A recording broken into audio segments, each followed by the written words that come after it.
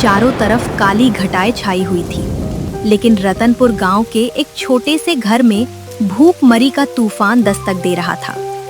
झोपड़ी के अंदर रामू काका एक फटी हुई खाट पर कंबल ओढ़े लेटे हुए थे। वो लगातार बुरी तरह से खांस रहे थे। राजू भी उदास होकर उनके पास बैठा हुआ था। बाहर बादलों के गरजने की आवाजें आ रही थी। रामू काका की तबीयत बहुत खराब थी।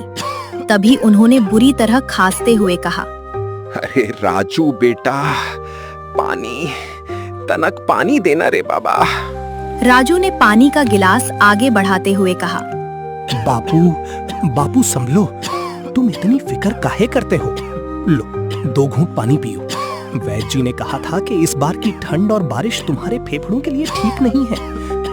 बेटा, वैद्य जी की दवा तो ठीक है, पर उस अंग्रेजी डॉक्टर ने जो 5000 की गोलियां लिखी है ना, वो कहां से आएंगी?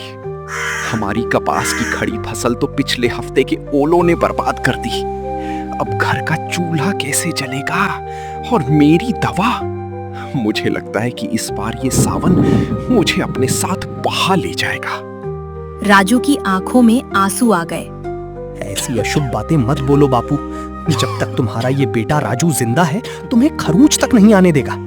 तुम बस आराम करो। दवा के पैसों का इंतजाम मैं करूंगा, चाहे मुझे आसमान पाताल एक क्यों ना करना पड़े। राजू झोपड़ी के टूटे हुए दरवाजे पर आकर खड़ा हुआ। बाहर तेज हवा चल रही थी। बारिश की बूंदें सीधे उसके चेहरे पर गिर रही थी। राजू चुपचाप खड़ा था। फिर उसने आसमान में चमकती बिजली को देखा और अचानक उसके आंखों में एक नई चमक आ गई। अरे दादा, हम भी कितने बड़े बुड़बक हैं।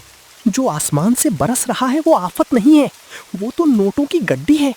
इस कड़कड़ाती ठंड, कीचड़ और मूसलाधार बारिश में रतनपुर गांव के लोगों को सबसे ज्यादा किस चीज की तलब उठती है?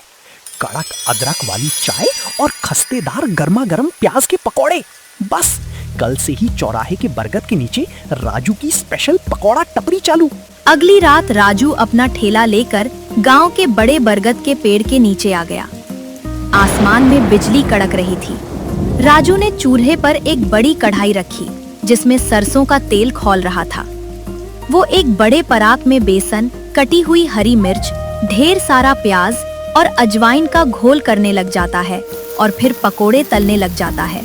आया सावन झूम के, पकौड़े खाओ चूम के, हरी मिर्च का झटका है, बेसन का ये मटका है।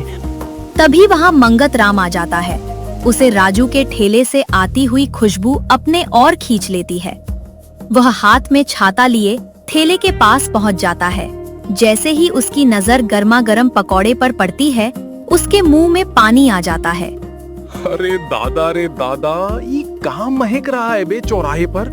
खुशबू सीधे हमारे नथुने से घुसकर फेफड़ा चीरती हुई कलेजवा में लैंड कर गई है। राजू, ओ राजू भाई, ये कढ़ाई में का तैर रहा है रे? आइए आइए मंगत भाई, सावन की पहली फुहार है और राजू के हाथ का स्पेशल कंदूरी प्याज का पकौड़ा तैयार है। एक टुकड़ा मुंह में डालोगे तो अंदर का सारा सिस्टम तृप्त हो जाएगा। मंगत राम ने अपना छाता एक तरफ रखकर कहा, अरे तनक, ज्यादा बकर बकर मत करो, जल्दी से एक पत्तल लगाओ। देखे तो सही कि आपकी बातों में ही दम है या बेसन में भी कुछ जादू है। राजू ने फटाफट केले के पत्ते पर सुनहरे रंग के गर्मा गर्म पकौड़े निकाले। उसने उन पर लाल मिर्च और आमचूर का अपना खास मसाला भी छिड़क दिया और साथ में 2 तली हुई मिर्च भी रख दी। मंगत राम ने बिना रुके पकौड़े खाए और अचानक उसकी आंखें फैल गई। उसके मुंह से भाप निकलने लगी, लेकिन उसने पकौड़ा थूका नहीं। वो खुशी से चौराहे पर नाचने लगा। अरे बुढ़ऊ की कसम, राजू, ये पकौड़ा नहीं है रे, ये तो जन्नत का वीआईपी पास है। बाहर से एकदम कुरकुरा और अंदर से प्याज इतना मीठा कि क्या कहें। तना की कुल्हड़ चाय भी डालो ताकि पकौड़ा सीधे गोडाउन में जाके सेट हो जाए।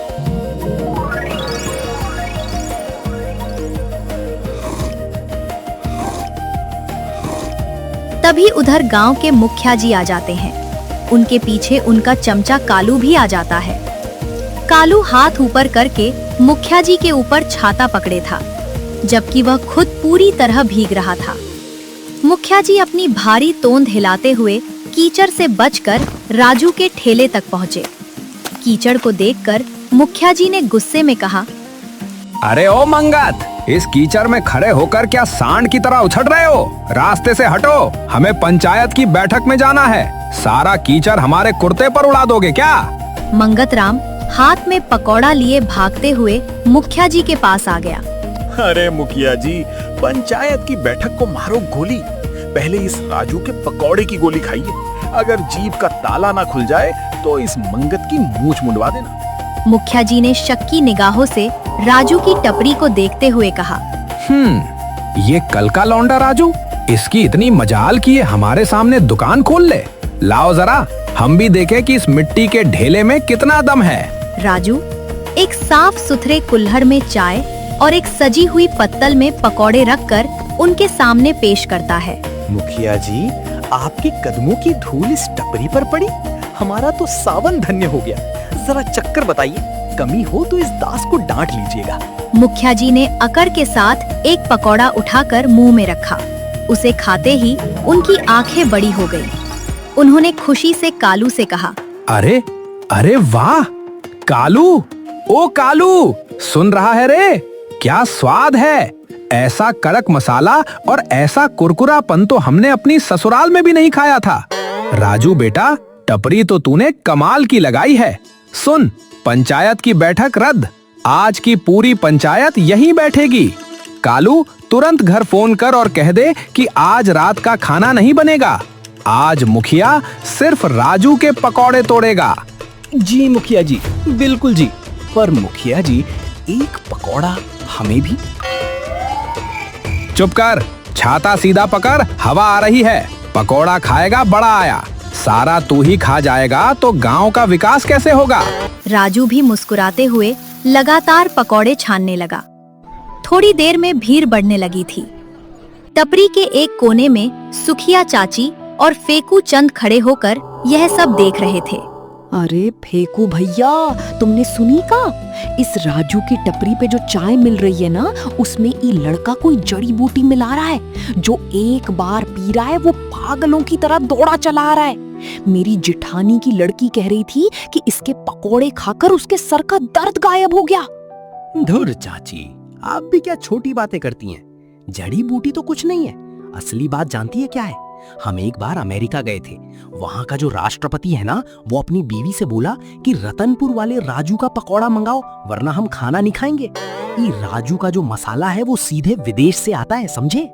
अरे फेकू भाई, तुम अमेरिका गए थे या तुम्हारी भैंस खेत चरने गई थी? जरा कम फेंको। यहाँ राजू पकौड़े में शुद्ध सरसों का तेल और घर की पिसी मिर्च डालता है, इसलिए स्वाद है। तुम्हारी अमेरिका वाली कहानी की तरह इसमें मिलावट नहीं है। ठीक सामने सड़क के दूसरी तरफ घसीटा राम हलवाई बड़े बड़े पत्तल में समोसे और जलेबी तल रहा था। उसके समोसे पर मक्खियां भिन भिना रही थी। उसकी दुकान पर कोई ग्राहक नहीं था। वह गुस्से से राजू के टपरी को देख रहा था। अम्मा यार, ई का तमाशा है। 30 साल से हम इस चौराहे पर समोसा बेच रहे हैं। मजाल है कि किसी ने हमारे समोसे को उंगली दिखाई हो। और ये कल का भीगा बिल्ली राजू 2 बांस गाड़कर हमारे धंधे की लंका लगा रहा है। पूरा गांव इसके बेसन का गुलाम बन गया है। कुछ तो तकड़म भिड़ानी पड़ेगी गुड़ी, वरना हमारी दुकान पर सिर्फ चूहे ही मुजरा करेंगे। तभी दूर से एक मोटरसाइकिल आ जाती है। इंस्पेक्टर कालीचरण अपनी पुरानी मोटरसाइकिल पर पहुंच जाता है।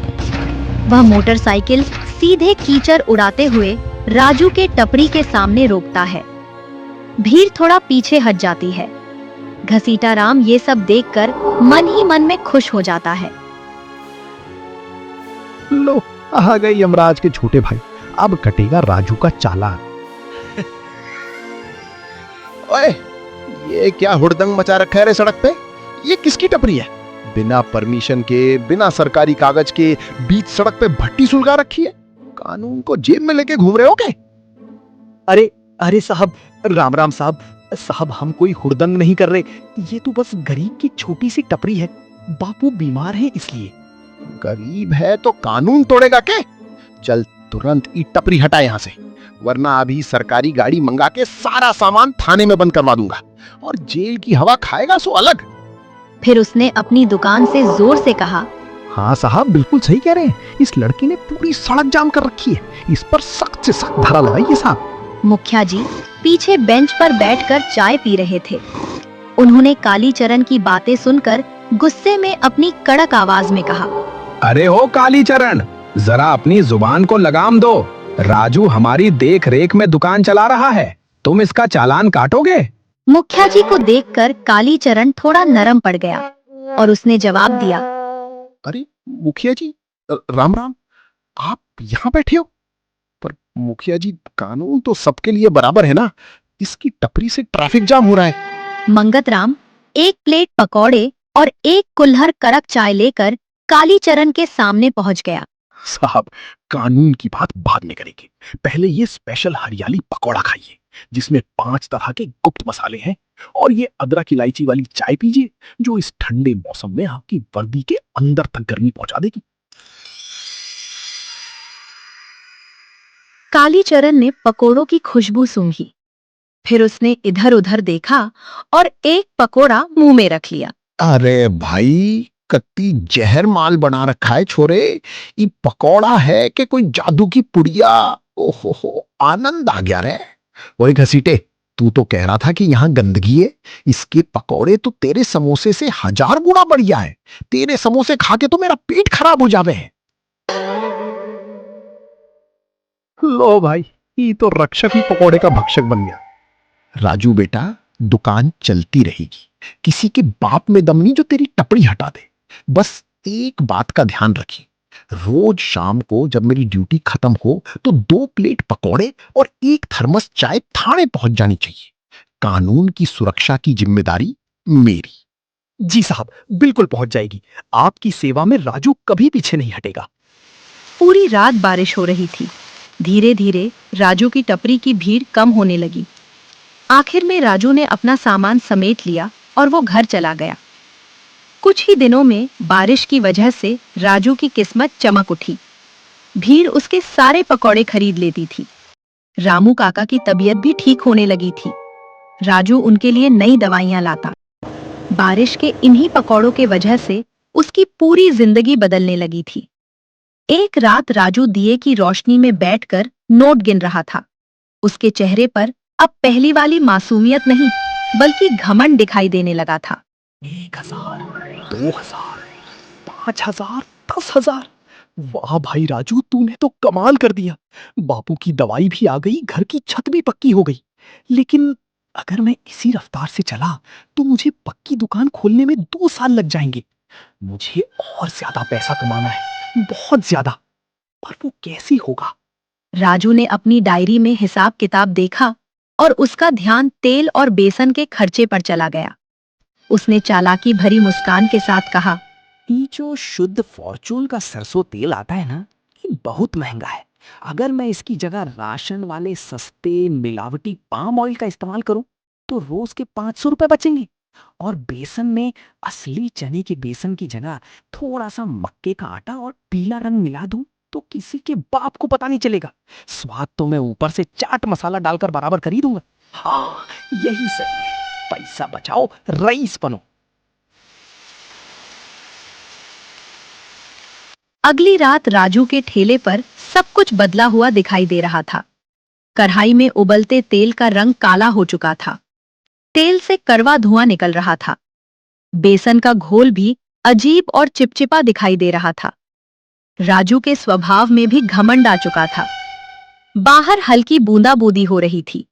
तभी हमेशा की तरह मंगतराम और मुखिया जी राजू की टपरी पर आ गए। राजू भाई, जय राम जी की। जल्दी से आज 2 प्लेट लगाओ। आज सुबह से पेट में चूहे कुश्ती लड़ रहे हैं। जरा कड़क और कुरकुरा निकालना। हाँ हाँ, बैठो बेंच पे। कड़ाही गर्म हो रही है, टाइम लगेगा। चिल्लाओ मत। अरे राजू, आज सुर बदले बदले से हैं। क्या बात है? लक्ष्मी जी ज्यादा मेहरबान हो गई है क्या? अरे नहीं मुखिया जी, काम का लोड बढ़ गया है ना। अब पूरे गांव को अकेले खिलाऊंगा तो थोड़ा थक ही जाऊंगा। राजू ने पकौड़े छानकर पत्तल में निकाल लिए। इस बार पकौड़े सुनहरे नहीं, बल्कि काले और तेल से लथपथ दिखाई दे रहे थे। उसने पत्तल को उनके सामने पटक दिया। मंगत राम ने खुशी खुशी एक बड़ा पकौड़ा मुंह में डाला, लेकिन जैसे ही उसने वो चबाया, उसका चेहरा सिकुड़ गया। थू थू। अरे दादा, का खिला दिया रे राजू। पकौड़ा है कि जला हुआ टायर? अरे ये तो मुंह में जाते ही कड़वा लग रहा है, और बेसन तो ऐसा है जैसे कच्ची मिट्टी चबा रहे हूं। मुखिया जी ने भी सावधानी से एक टुकड़ा खाया।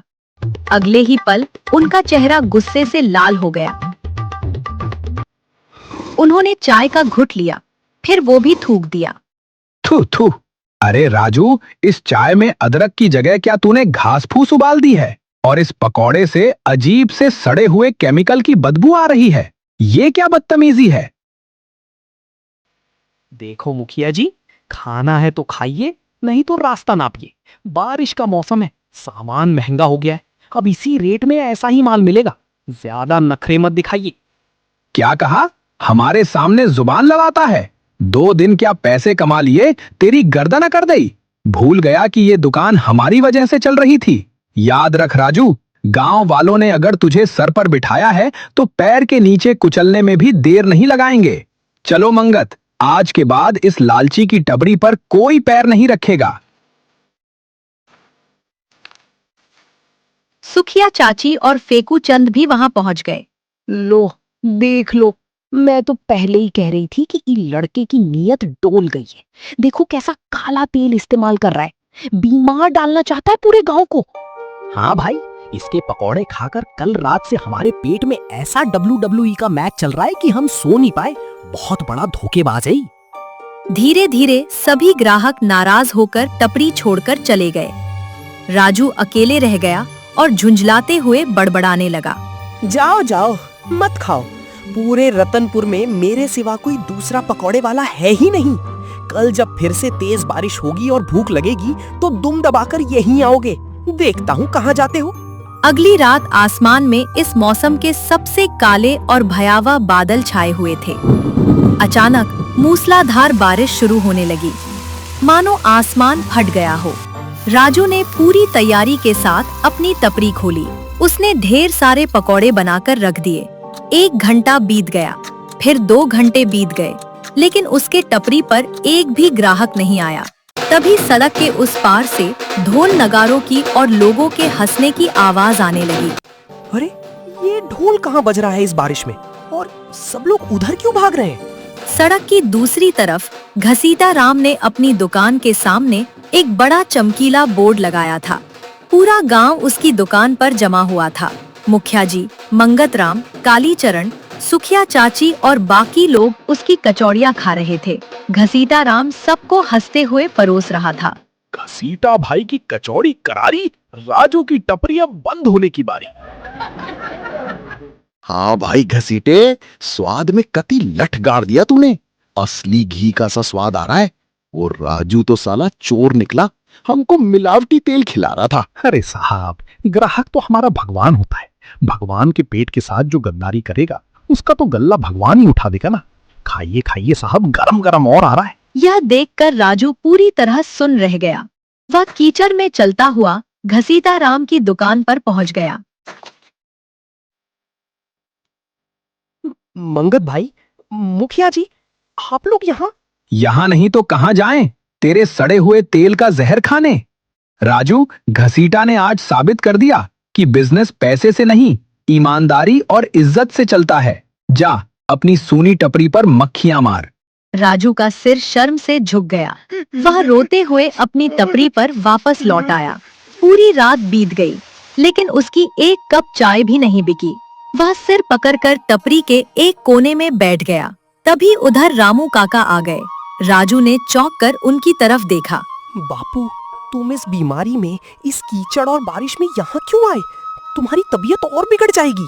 बेटा, फेफड़ों की बीमारी तो ठीक हो जाएगी, पर जो बीमारी तेरे दिमाग और नीयत को लग गई है उसे ठीक करने आया हूँ। आज मैंने गांव में सुना कि तेरी टपरी खाली पड़ी है और तूने लोगों से बदतमीजी की। बापू, मैं बर्बाद हो गया। मेरा सारा घमंड टूट गया। मैंने ज्यादा पैसे बचाने के चक्कर में खराब तेल और मिलावटी बेसन का इस्तेमाल किया। मुझे लगा किसी को पता नहीं चलेगा। राजू बेटा, मेरी बात ध्यान से सुन। पैसा कमाना, अमीर बनना कोई पाप नहीं है, लेकिन अपनी ईमानदारी को बेचकर दूसरों की सेहत से खिलवाड़ करके कमाया हुआ पैसा कभी फलता नहीं है। तूने ये टपरी क्यों शुरू की थी, याद कर। मेरी जान बचाने के लिए, घर का चूल्हा जलाने के लिए।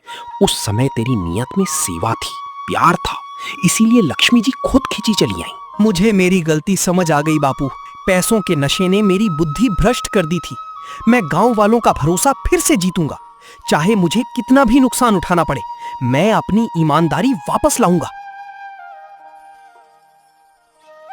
अगली सुबह सावन की बारिश थम चुकी थी। बादलों के बीच से सूरज की सुनहरी किरणें निकली हुई थी। राजू की टपरी आज बिल्कुल नए रूप में सजी हुई थी। उसने सारा मिलावटी सामान गड्ढा खोदकर जमीन में दबा दिया था। फिर उसने अपनी टपरी के आगे एक सफेद बोर्ड लगाया। सुबह सुबह गांव वाले चौराहे पर जमा हुए। बोर्ड पढ़कर सब आपस में फुसफुसाने लगे। क्यों रे राजू, आज फिर कोई नया जाल बिछाया है क्या? आज मुफ्त में खिलाकर कल क्या हमारा घर लिखवाएगा? नहीं मुखिया जी, ये कोई जाल नहीं है। ये इस पापी राजू का प्रायश्चित है। मैंने पैसों के लालच में आकर आप सब पूजनीय गांव वालों के स्वाद और सेहत को धोखा दिया। मैं अपनी गलती स्वीकार करता हूँ। आज मैंने अपने घमंड को इसी खौलते हुए तेल में तलकर भस्म कर दिया है। आज आप सब जितने चाहें पकौड़े खाइए, कड़क चाय पीजिए। राजू एक पैसा नहीं लेगा। बस मुझे माफ कर दीजिए ताकि मैं अपने बापू की आंखों में आंखें डाल सकूं। यह देखकर गांव वालों का दिल पिघल गया। रामू काका भी पीछे खड़े होकर मुस्कुरा रहे थे। अरे दादा, खुशबू तो फिर से वही असली वाली आ रही है। शुद्ध सरसों का तेल और असली मसालों की महक। ओहो, क्रिस्पी, करारा, एकदम लाजवाब। मुखिया जी, हमारा पुराना राजू वापस आ गया है। चल चल छोरे, उठ। तूने अपनी गलती मान ली, यही तेरी सबसे बड़ी मर्दानगी है। पर याद रखियो, हम पुलिस वाले मुफ्त का माल नहीं खाते। हम तो पूरे पैसे देंगे और टपरी का परमिशन लेटर भी खुद लाके देंगे। हाँ राजू, और सुन, आज से पंचायत की हर छोटी बड़ी बैठक का नाश्ता तेरी ही टपरी से आएगा। अपनी शुद्धता कभी मत छोड़ना। घसीटा राम भी अपनी दुकान से बाहर आ गया। उसके हाथ में गर्मा गर्म जलेबियों से भरी हुई परात थी। अरे राजू भाई, धंधे में कंपटीशन तो अपनी जगह है, पर भाईचारा खराब नहीं होना चाहिए। हमारी तरफ से ये जलेबियां लो और अपने पकौड़े के साथ सबको खिलाओ। आज से पकौड़ा तेरा और कचौड़ी हमारी, दोनों मिलकर राज करेंगे।